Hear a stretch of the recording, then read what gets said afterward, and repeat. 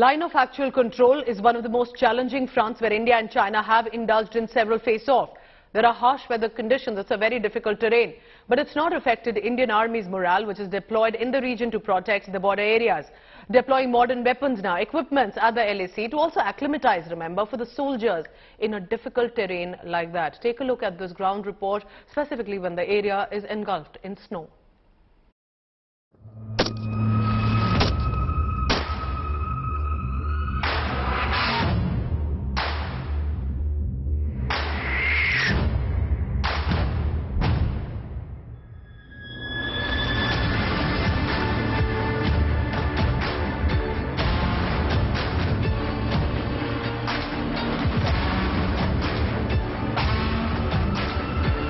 -30 degree तक गिरता हुआ तापमान, लगभग 17,000 फीट की ऊंची चोटियां और यहां से भारतीय सेना के शौर्य की पूरी कहानी हम आपको कहने वाले हैं। नमस्कार, मैं हूं श्वेता सिंह और लद्दाख के फॉरवर्ड एरिया से पहली बार आप आज तक पर यह खास पेशकश देख रहे हैं, जिसमें जमीन हो या जल, हर जगह किस तरीके से हमारी भारतीय सेना तैनात है, किस तरह से हम दुश्मन का सामना करने में सक्षम है, वो हम आपको एक एक चीज दिखाएंगे। यहाँ के पोस्ट तक जाकर, यहाँ के हथियारों को दिखाकर, यहाँ के हौसलों को दिखाकर आप आंखें खोलकर देखिए और दुश्मन कान खोलकर सुन ले एक एक शब्द।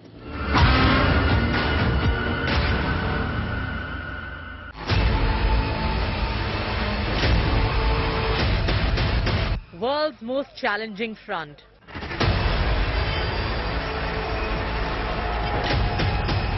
Where world's two most populous countries are in a face-off for many months now. This is India's line of actual control.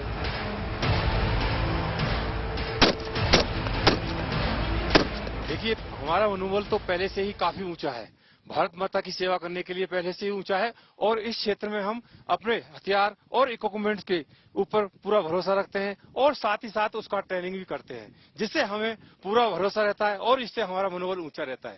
साथ ही हमारी यूनिट ने हमारे सभी जवानों के लिए मनोबल ऊंचा करने के लिए सीओ साहब के साथ साक्षात्कार और साथ ही गेम, स्पोर्ट्स और टीवी मनोरंजन का काफी बंदोबस्त किया गया है, जिससे हमारा काफी मनोबल ऊंचा रहता है। देखिए, उनके मुस्कान से कुछ गलत मत समझिएगा, यहाँ की परिस्थितियां बहुत कठिन है। वो तो हमारी भारतीय सेना का हौसला है कि वो इस जगह पर भी खड़े होकर दुश्मनों से लोहा लेते हुए भी मुस्कुराने का हौसला रखते हैं। And these are images you won't come across easily.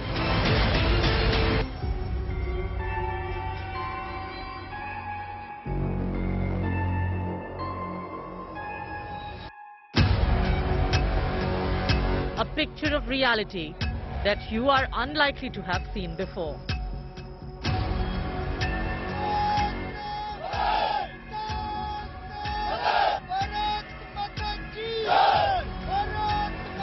This land soaks in the valor and courage of our brave men. ये सारी समस्याएं, इतनी मुश्किल परिस्थितियां, इसमें मनोबल कैसे ऊंचा रहता है हमारे सैनिकों का? सर्दी हो या ठंड, जो भी एक इंडियन आर्मी का सोल्जर है, एक काफी वेल ट्रेंड सोल्जर है, उसको अपने आप पर, अपने वेपन इक्विपमेंट पर और अपने साथियों पर पूरा भरोसा रहता है। यही विश्वास उसको किसी भी चुनौती का सामना करने के लिए तैयार करता है। इसके साथ ही जो इंडियन आर्मी का जवान रहता है, वो अपने नाम, नमक, निशान के लिए हमेशा लड़ने के लिए तैयार रहता है और वो बलिदान देने से कभी पीछे नहीं हटता है। No one in the world faces the kind of harsh weather they brave in Ladakh to protect the integrity of our nation. यहाँ पर सबसे कम तापमान विंटर्स में कितना जाता है? आप अभी 15,600 फीट सुपर एल्टीट्यूड एरिया में खड़े हैं। रात के समय में जहाँ -25 डिग्री से लेके 35 डिग्री तक माइनस चला जाता है और जहाँ ऑक्सीजन का लेवल हरियाली ना होने के कारण बहुत ही ज्यादा लो चला जाता है। एक जहाँ और है कि इतनी ज्यादा तेज हवा चलती है कि विंड चिल फैक्टर के कारण जो टेम्परेचर है एक्चुअल से 5 डिग्री और कम हो जाता है। यानी कि जो आप रियल फील कई बार पढ़ते होंगे, अभी यहाँ पर हवा तेज चल रही है, जिसकी वजह से जो अगर यहाँ पर -20 रहता है तो आप लगभग -25 महसूस करते हैं।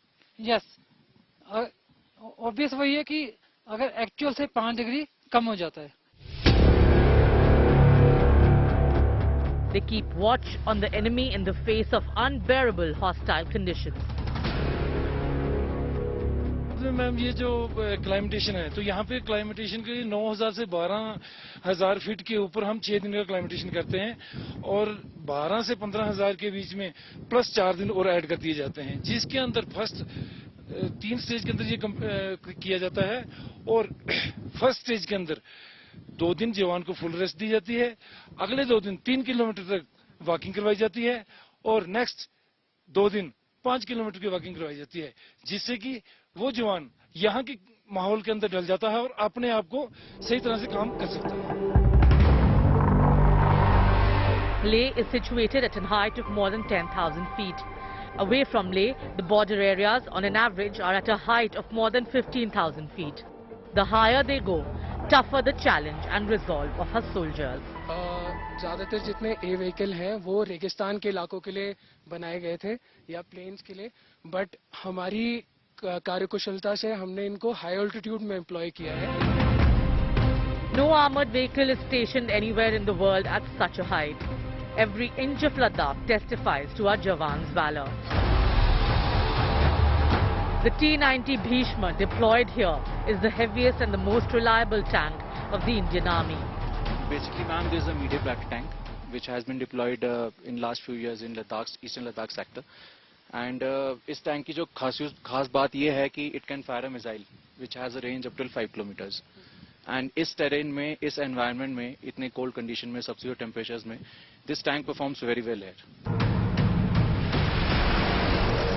In such freezing temperatures, mobility is a major challenge for mountain operations. India's K9 Vajra, a self-propelled howitzer gun, proved to be a game changer in this complex mountainous terrain. After the Galwan face-off, Indian forces became extra cautious and strengthened themselves rapidly on every front. Along with making infantry squads mechanized, efforts were made to make them capable of not only land but also operations in water. Its impact is evident in the forward post areas. आधुनिकीकरण के लिहाज से भारतीय सेना अब UAVs पे बहुत ज्यादा अब फोकस कर रही है और उनका भी डिप्लॉयमेंट ये समूची जो हमारी सीमा है उस पर किया जा रहा है। सर, इसकी क्या खासियत है? ये system remotely piloted aircraft system है। इस सिस्टम की रेंज 15 किलोमीटर्स है। इसमें हमारे पास डे लाइट कैमरा और नाइट कैमरा भी है। इसकी ग्राउंड लेवल से ऑपरेशन ऑल्टीट्यूड 1500 मीटर तक जाता है। इसका इस्तेमाल हम अर्ली वार्निंग, रेकी और सर्वेलेंस के लिए करते हैं। Ladakh shares a border with Pakistan through Siachen. In the eastern region, it shares the border with China.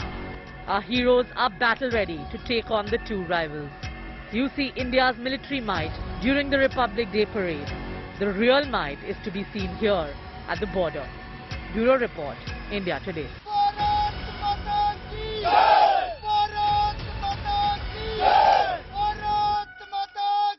Indian armed forces have to brave harshest and most inhospitable weather conditions sometimes. For example, in Ladakh, even icy winds, low oxygen levels making it very difficult to even catch a breath. But army jawans are still standing tall against it all only because they can keep our country and us safe. Here's a detailed report by Shweta Singh, who travelled to the LAC and to Ladakh to get us the latest on this. आज हम भारतीय सेना की एक post की ओर जा रहे हैं। अभी तक 15,000 फीट पर हम थे और हमने यहाँ पर देखा कि किस तरीके से दुनिया में कोई दूसरी सेना नहीं है जिसके टैंक्स इस ऊंचाई पर तैनात हों। तो 15,000 से अब हम 17,000 प्लस की ओर जा रहे हैं। अभी तक -20 का तापमान में हम थे, अब -30 के तापमान की तरफ हम जा रहे हैं। और वहां पर हमारे सैनिकों का एक पोस्ट है, एक पोस्ट पर जो कि वहां पर जब सेना तैनात होती है तो वो वहीं पर रहते हैं, वहीं सीमित सुविधाएं होती हैं। तो वहां जाकर हम देखना चाहते हैं कि किस तरह से वो चुनौतियां हैं उनके सामने। क्योंकि देखिए, चंद घंटों के लिए कहीं पर पहुंचकर आप बता तो सकते हैं कि ये चीजें हैं, लेकिन आप महसूस नहीं कर सकते हैं। इसीलिए हमने ये फैसला किया था कि हम कुछ दिन यहाँ पर बिताएं, कुछ दिन बिताए और वो दिन और रात के दायरे के बीच उस चैलेंज को ज्यादा अच्छी तरीके से समझ के आपके सामने रखें।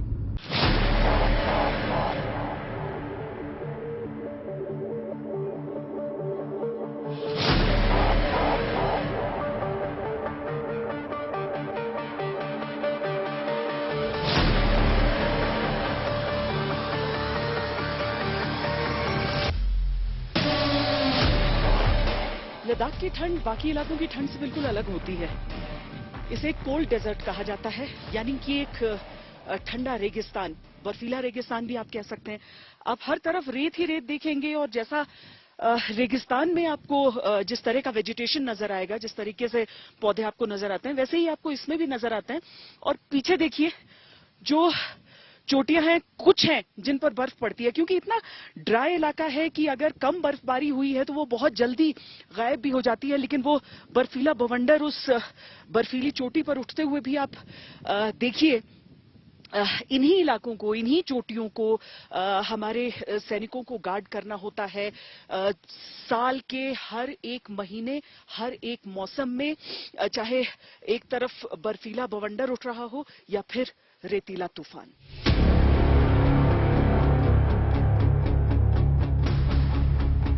This is the snow-clad desert of India.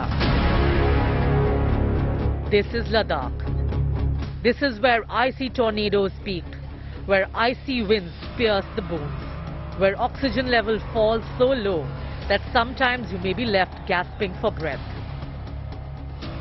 ये जिस इलाके में आप खड़े हैं, ये एक सुपर एल्टीट्यूड इलाका है। यहाँ का एल्टीट्यूड अराउंड 15,500 फीट से है और यहाँ का तापमान रात के समय -30 डिग्री तक गिर जाता है। और यहाँ पे आप जैसे महसूस कर रहे हैं कि यहाँ पे ऑक्सीजन की काफी कमी है, जिससे कि सांस लेने में काफी तकलीफ होती है। तो इसके लिए और यहाँ पे जो बॉडी की वर्किंग एफिशिएंसी है वो नॉर्मल से काफी कम हो जाती है। क्या होगा अगर सामान्य शब्द में अगर किसी को समझना हो कि ये इनसे क्या होता है, किस तरह की परेशानी? जैसे जैसे टेम्परेचर डाउन होता है और हमारा कोई भी बॉडी पार्ट कवर होता है, तो यहाँ पे चिलब्लेन फर्स्ट स्टेज होती है फ्रोस्ट बाइट से पहले। तो इसमें जो आपके जो भी अनकवर्ड पार्ट है वो आपके रेडिश होने लग जाते हैं। जैसे जैसे समस्या बढ़ती रहती है तो यहाँ पे फ्रोस्ट बाइट की दिक्कत आने लग जाती है, जिससे कि आपके सबसे पहले हैंड और फुट की जो उंगलियां होती हैं वो काली होना शुरू हो जाती हैं और उसमें गैंग्रीन फैलने की काफी समस्या होती है। अगर एक टाइम के बाद अगर उसको सही टाइम पे उपचार ना मिले तो उसको काटना पड़ सकता है। Braving the inhospitable and harsh weather conditions, be it a snowstorm or a sandstorm, our Jawans stand tall against it all and guard the country, fighting a constant battle with inclement weather every moment.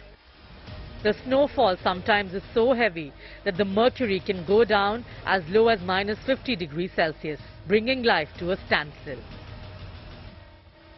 But when everything seems to be freezing, our Jawans stand determined with their guns on an eternal vigil. सैनिक के लिए firing बहुत ही जरूरी है। हमारे लिए कोई भी मौसम मायने नहीं रखता, मौसम चाहे कैसा भी हो, हम अपनी ट्रेनिंग को रूटीन में जारी रखते हैं। Rest of India may not even imagine the inhospitable conditions in which a soldier spends the time here, fired up only by the spirit of serving the motherland. सेना में हमेशा ये कहा जाता है कि आप अभ्यास में जितना पसीना बहाएंगे उतना ही कम जो रक्त है वो युद्ध भूमि में बहा जाएगा। लेकिन जो ऑपरेशनल एरियाज होते हैं वहां भी अभ्यास का अपना महत्व होता है। साहब, क्या अलग होता है यहाँ पर ट्रेनिंग में और कितना इम्पोर्टेंट होता है यहाँ पर? देखिए, जो ट्रेनिंग है, ट्रेनिंग का महत्व सैनिक के जीवन में बहुत ज्यादा होता है। इलाका हाई एल्टीट्यूड होने के कारण यहाँ पर एक सैनिक को शारीरिक और मानसिक तौर पर तैयार रहने की जरूरत पड़ती है। जब एक सैनिक को यहाँ पर डिटेल किया जाता है तो उससे पहले उसको लो एल्टीट्यूड के अंदर फिजिकल ट्रेनिंग दी जाती है और साथ में उसका एक्लेमेटेशन किया जाता है। इसी प्रकार से उसको धीरे धीरे एक्लेमेटेशन और अपना फिजिकल ट्रेनिंग करते हुए हाई एल्टीट्यूड इलाके के अंदर इंडक्ट किया जाता है। और यहाँ पर आकर एक सैनिक अच्छे से अपनी रूटीन में शामिल हो, उसको मानसिक रूप से भी तैयार होने की जरूरत पड़ती है। मानसिक रूप से तैयार होने के लिए एक सैनिक को योगा और मेडिटेशन भी करवाया जाता है। Due to rigorous training and riding on physical abilities, the soldiers have achieved the vigor. The figures which describe the altitude and temperature convey precious little on what the soldiers actually go through. With rivers turning vast stretches of frozen tract, their struggle for drinking water. But the brave Indian heroes just take all this in their stride. जैसे भी ये चाय का SIP भी मैं ले रही हूँ तो ये ठंडी हो चुकी है चाय, जबकि अभी अभी बस चूल्हे से उतर कर आई है। आम इलाके में आप देखेंगे कि ये अगर चाय बन के आती है तो हमें पीने में भी 2-3 मिनट लेते हैं, लेकिन यहाँ पर आप चाय बनती है उसी टाइम हम पी सकते हैं। हाँ। पीने में कोई दिक्कत नहीं होती है। सब बहुत जो खाने पीने की चीजें हैं वो सारी चीजों को लेकर तो यही प्रॉब्लम होता होगा। मतलब कहाँ वो जो लोग आराम से शायद अभी टीवी पर हमें देख भी रहे हो, आराम से कुछ चाय की चुस्कियां लेते हुए और ठंड को कोसते हुए, वहां पर देखिए कि यहाँ पर इस खुले में ही तैनाती रहनी होती है, और चाहे सब्जियां हो जिन्हें पकाना हो या फिर पानी जिसे उबालना हो। टेम्परेचर लो होने के कारण चीजें सब खाने पीने की जम जाती हैं, लेकिन हमारी इंडियन आर्मी के द्वारा हमें इंसुलेटेड बॉक्स दिए गए हैं, जैसे उनमें फ्रेश सब्जियां, फ्रूट्स, ये सब सुरक्षित रहते हैं। और high calories fruits, high calorie special ration जाते हैं, वो खाने के लिए मिलते हैं, उससे जवान की हेल्थ को बहुत फायदा होता है। देखिए यही चीजें हैं जो समय के साथ बदली हैं, और यही चीजें हैं जिनकी आवश्यकता थी, बहुत ज्यादा जरूरत थी। जो चीजें यहाँ पर अगर बदल रही हैं तो उस पर हर एक भारतीय को गर्व होना है। When the temperature drops in other parts of the country and normal life is hit, when holidays are declared in rest of India for schools and colleges, these brave sons neither stop nor take a break. Here, life goes on with smiles all around. 1962 की लड़ाई जब लड़ी गई थी तो यही ऊंचाई, यही मौसम, ऐसी ही परिस्थितियां सारी थी। आपने बहुत बार सुना होगा कि कैनवस के जूते पहनकर, सूती वर्दी पहनकर भारतीय सैनिकों को लड़ाई लड़नी पड़ी थी। लेकिन आज अगर आप भारतीय सेना के जवानों को इन पोस्ट्स पर देखते हैं तो आप देखते हैं कि उनके पास वो तमाम गियर है जिसकी आवश्यकता होती है, यानी वो पूरा परिधान जो इस तरह की ठंड से लड़ने के लिए और इस तरह की परिस्थितियों में तैनात रहने के लिए जरूरी होते हैं।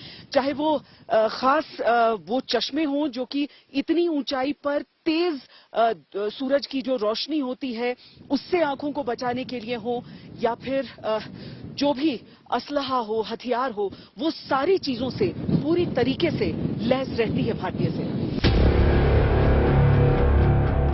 When the war of 1962 was fought in the same sub-zero weather and frigid conditions, the facility were much scarcer. Battles were fought in canvas shoes and cotton uniforms. The war of 1962 depicts Indian Army's valor in the most challenging circumstances. While there were no facilities then, the Jawans only had determination. But now the circumstances have changed and Indian soldiers are standing in the battlefield with world-class facilities. The best goggles to protect against the glare of the snow that can take away the eyesight. High-end shoes to keep Jawans warm, and add to it all the world-class weapons. Indian soldiers armed with these are standing as the guardians of the border. Challenges come, but the way the soldiers face them become an example for generations to come. गिरता है उनका रक्त जहां, वो ठौर तीर्थ कहलाते हैं, वो रक्त बीज अपने जैसों की नई फसल दे जाते हैं। श्री कृष्ण सरल की ये पंक्तियां और वक्त में कैद शौर्य। इस ऊंचाई पर और खासकर एक नदी के किनारे ठंड इतनी ज्यादा बढ़ जाती है कि कुछ मिनटों तक खड़े रहना मुश्किल हो जाता है। इस नदी के दोनों ओर आप देख सकेंगे कि बर्फ जम रही है, यहां तक कि गर्मी के महीने में भी ये पानी बर्फीला ही रहता है। The Indian Army is stationed in these areas, and so are the villages adjacent to the border where the people of Ladakh live in hostile terrain. The LAC dividing the hilly Indian side and the plateau of the Chinese region. The grass-clad slopes near the LAC are the places where villagers report Chinese incursions in search of fodder. आज हमारा तीसरा दिन है यहाँ और सैनिकों की तैनाती के साथ साथ हम यहाँ पर जो नागरिकों की जिंदगी है वो भी देखना चाहते हैं, क्योंकि इतनी कठिन परिस्थिति में देश में किसी और इलाके में लोग जीते नहीं हैं। ये एक गांव है लद्दाख का जो लाइन ऑफ एक्चुअल कंट्रोल से सटा हुआ है, और यहाँ पर क्या चीजें बदली हैं, क्या लोगों को कुछ और बदलाव चाहिए। लेकिन यहाँ पर हमें देखिए ये बिजली के खंभे दिख रहे हैं। आगे जल जीवन मिशन के तहत कम से कम एक पानी का स्रोत हर गांव में लगाया गया है। सोलर एनर्जी की कोशिशें हो रही हैं। यहाँ पर देखिए जो जानवर हैं गांव वालों के, वो सब भी आपको पीछे दिख जाएंगे। आमतौर पर जो पुरुष होते हैं वो जानवरों को लेकर एलएसी की ओर निकलते हैं, लेकिन हम देखते हैं कि हम किनसे यहाँ पर बातचीत कर सकते हैं। यहाँ बहुत कमी है कि घास का कमी है, क्योंकि हमारा बकरा चराने के लिए घास नहीं है। तो यहाँ तो एक तरफ से तो यहाँ बॉर्डर है, एक तरफ से यहाँ है, तो यहाँ तो नंगा पड़ी है, तो ज्यादा नहीं है, घास नहीं है यहाँ कोई। और इतना ये नहीं होता ना, रेनी टाइम पर इतना बर्फ नहीं गिरता, इसकी वजह से घास का कमी है मैडम जी। यहाँ पर हर तरफ अगर आप देखेंगे तो जो पर्वत हैं वो पूरी तरीके से चट्टान आपको दिखेंगे। जो घास होती है उसकी बहुत कमी होती है, लेकिन जो यहाँ पर याक पालते हैं या फिर जो भेड़ रहते हैं उनको चराने के लिए घास की जरूरत होती है।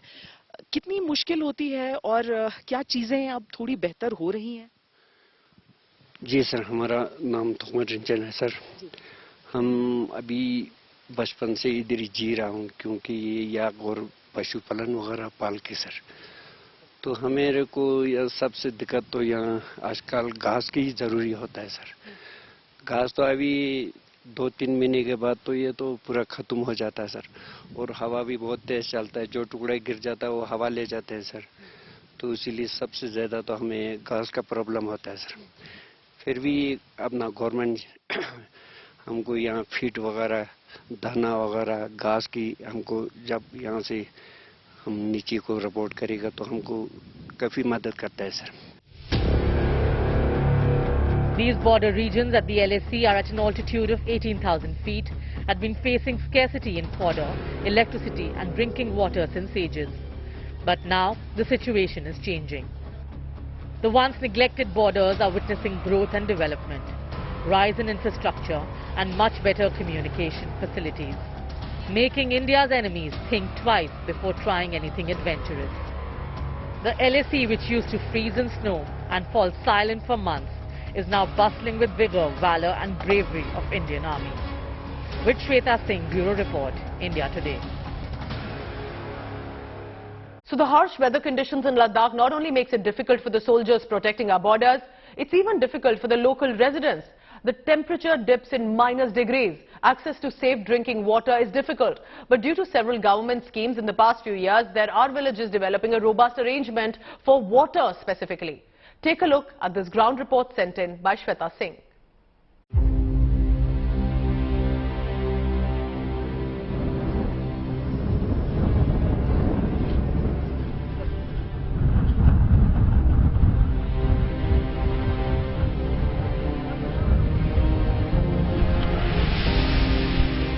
Mighty mountains, freezing cold temperatures that drop to -25 degrees Celsius in winter, perennial snowstorms. This is Ladakh.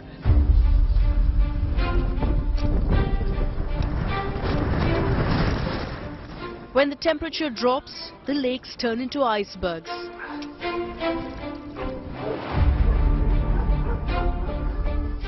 Life here is difficult, would be a gross understatement. इन सभी इलाकों को अगर आप देखेंगे तो यहाँ पर जिंदगी बहुत ज्यादा मुश्किल होती है। यहाँ पर जो गांव में लोग रहते हैं उन्हें रोज जूझना पड़ता है जीने के लिए। बहुत ठंड, बहुत सारी मुश्किल यहाँ पर होती है। जी सर, हम लोग यहीं जो चंदंगा एरिया में बहुत ठंड है, फिर यहीं कुछ खास बात नहीं है सर। फिर भी इंडियन गवर्नमेंट ने हम लोग को पानी इसका जल जीवन का पानी भी मिल गई।